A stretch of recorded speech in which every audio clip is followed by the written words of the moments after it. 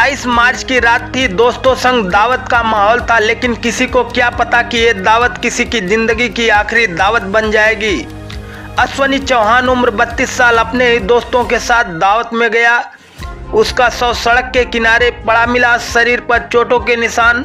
और अब पुलिस ने इस रहस्यमयी हत्या की गुत्थी को सुलझा ली है। नमस्कार, आदाब, आप देख रहे हैं वीओडी लाइव न्यूज। मैं हूं रामकृष्ण यादव।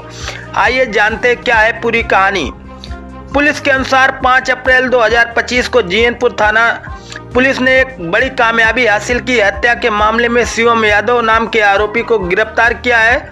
उसके पास से एक लाठी, एक गमछा और मोटरसाइकिल बरामद की गई जो हत्या में इस्तेमाल किए गए। लेकिन सवाल ये है, आखिर अश्विनी की हत्या क्यों हुई? पुलिस की पूछताछ में जो सच सामने आया उसने सबको चौंका दिया।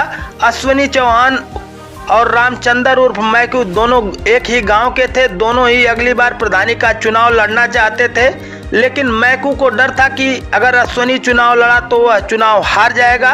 यहीं से शुरू हुआ रंजिश का खेल। दोस्ती के पीछे छुपी थी दुश्मनी।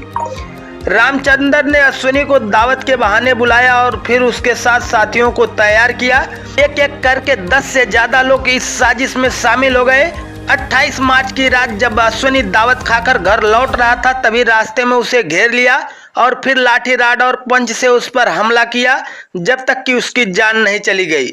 इसके बाद सभी आरोपी फरार हो गए, लेकिन पुलिस की सख्त मेहनत रंग लाई और आज 5 अप्रैल को अभियुक्त को गिरफ्तार कर लिया गया। अन्य आरोपियों की तलाश जारी है। हत्या का मास्टरमाइंड कौन है, कौन कौन है शामिल, कब होगा इंसाफ?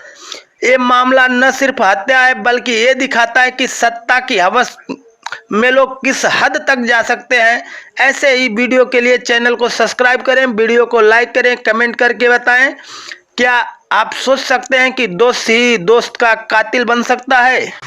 आइए देखते हैं उक्त प्रकरण को लेकर क्या कुछ कह रहे हैं अपर पुलिस अधीक्षक ग्रामीण चिराग जैन।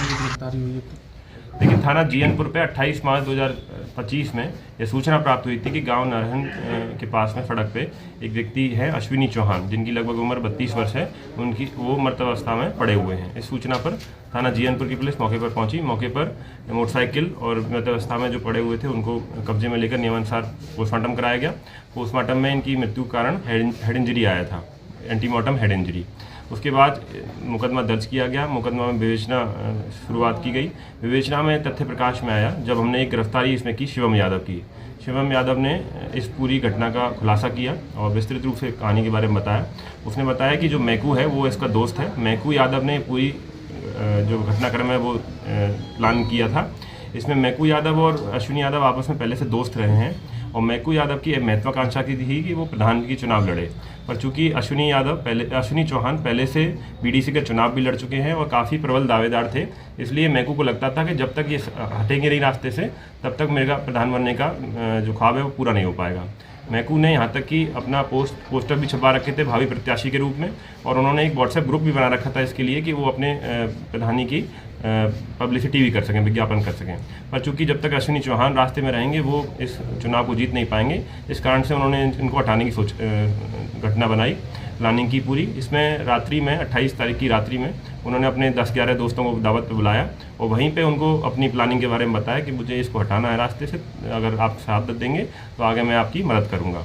इन्होंने सबको गमछा और डंडा दिया, जिसमें एक व्यक्ति के पास पंच होता है जो पहनते हैं हाथ में, वो भी उसमें था। ये लोग पूरा दावत किए, शराब पिए। उसके बाद जब अश्विनी चौहान भी एक पार्टी में, उसी समय एक दूसरी पार्टी में सम्मिलित था, जिसमें मैकू दोनों पार्टियों में साथ में था, उसका प्लानिंग का पार्ट था। जैसे ही पार्टी खत्म होने के बाद अश्विनी चौहान अपने घर के लिए निकला तो उन्होंने अपने सारे दोस्तों को बुला लिया और उसके साथ 4 मोटरसाइकिलों से, लगभग 11 लोग थे ये लोग, उन्होंने 4 मोटरसाइकिल से अश्विनी का पीछा किया और जैसे ही मौका पाया उसकी गाड़ी रोककर उसको लाठी डंडे से मारा और उसके बाद पंच से उसकी हत्या कर दी। इसमें टोटल हमने जो अब तक तहकीकात की है उसमें 11 लोग के नाम प्रकाश में आए हैं, जिनमें से 2 के नाम अभी तक नहीं पता चले हैं। 9 के नाम पता चल गए हैं, जिनमें से 7 व्यक्ति जीएनपुर थाने के रहने वाले हैं, एक कोतवाली का है, एक मुबारकपुर का है, एक रोनापार का है। इनके नाम इस प्रकार है: शिवम यादव, मैकू, अमित यादव, सरफुद्दीन, सौरभ उर्फ करिया, आशीष यादव, अनुराग, आकाश और विकास यादव।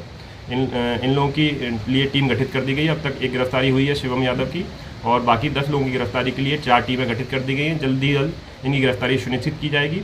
बाकी जब मैकू की गिरफ्तारी होगी, जो कि वो मेन प्लानर था इसका, तो वो विस्तृत रूप से इस घटनाक्रम के बारे में हमको और जानकारी देगा, तब हम लोग आपके साथ शेयर करेंगे।